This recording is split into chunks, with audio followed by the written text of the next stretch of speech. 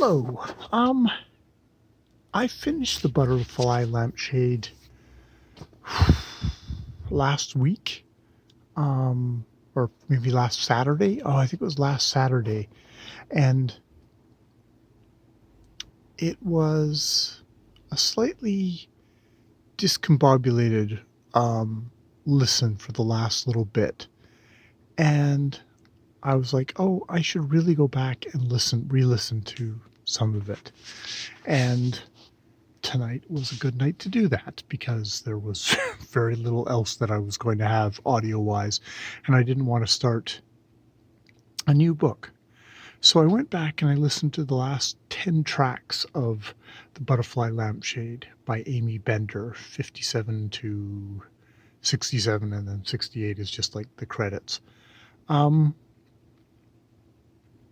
yeah. This is past sort of the eerie bit with these odd figures who are asking for tickets, both a woman in the middle of the night and then a guy in a snazzy suit, not like a conductor suit, snazzy suit, asking tickets please. And it's like, tickets please. It's like there's a desperation there. And her drawing tickets and giving them to him, and her wondering if like the butterfly and the beetle and the rose were the tickets, and by ingesting the butterfly that she was a ticket. And Vicky asks her cousin asks her, like, a ticket to where? She's like, I don't really know. So that conversation with Vicky happens in this thing. But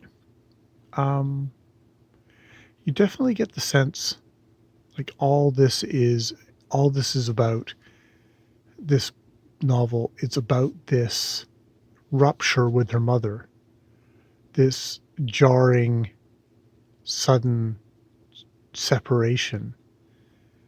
And the thing that seems to be the big important thing is that in the present, she goes with her mom. She goes and visits her mom. She tells her that she'd been in contact with the babysitter, and the babysitter was sending her the Bttrfly Lampshade. They kind of get through that conversation okay, because she just like, I'm not going to go into the whole, other stuff, just that she sent it to me. And the mother says, like, would you thank her for me? I never got a chance to thank her for what she did for us, for me, for you. She says, I will.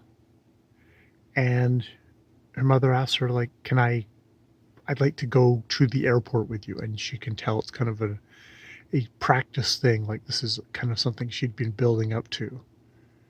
And it's like, I'd like to get as close, like, I've never been able to visit you in LA, but I'd like to get as close to that as possible. And that's taking you to the airport.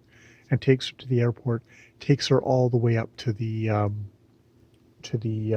checkout line for the thing. And it's interesting how Amy Bender kind of goes back and forth.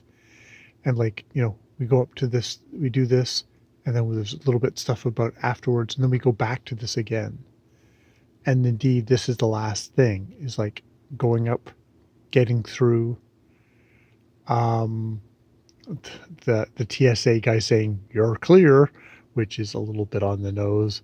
And her looking back and seeing her mother disappearing through those gates. And it's like they got to have an adult goodbye and an adult, a thing where her mother actually was able to accompany her to one of these disembarkation points, which, didn't happen back when she was 8.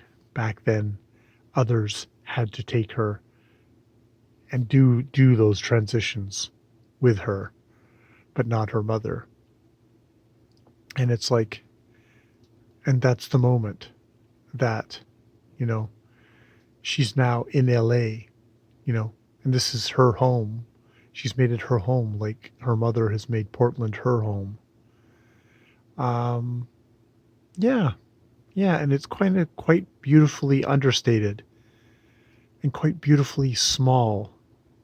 There's something that, like, I was thinking about comparing this with Bernie, with the Glass Hotel, and, like, a very large story in a way with Bernie Madoff and the whole kind of, uh, it's a giant story, but, Amy Bender's story is very resolutely small, personal, intimate, which I really enjoy. Yeah, I really enjoy. And, there's a part of me at one point was like, oh God, the woman in the hall, the woman that knocks on the door, it's like this is her time traveling or something like this, which is like, that is the genre in me. That is the, it being fantasy or science fiction. It's like, no, this is actually kind of is magic realism in that it's the uncanny, it's the unsettling, it's the not. It represents that knot that you're continually kind of picking at and working at. And, she gets mailed this lamp and she just holds on to the box. And it takes her, it's a good while before she actually opens it. And when she does, it doesn't have that charge anymore. And the next day she puts it on eBay and sells it to somebody who's like, oh, I love this. It's like, butterflies are very meaningful to me because, the idea of personal transformation, which is very kind of pat, kind of generic, blah. It's like, it's a hunk of junk. um, you know, it's like, no, it doesn't have a charge for me anymore. It's nothing. And in some ways that is the best thing of, you know, um, when a symbol doesn't have that charge anymore, it's like it's worked its effect on you. Maybe it's done its job, or maybe it's just, you don't no longer have that knot in you that needs that this is an expression of. So yeah, I'm glad I went back and listened to it again because I think that got a little bit more in my head, and it was in danger of just dropping out of my head if you're not careful with it, if you didn't look at it and consider it closely enough. Yeah, The Bttrfly Lampshade by Amy Bender. More videos later.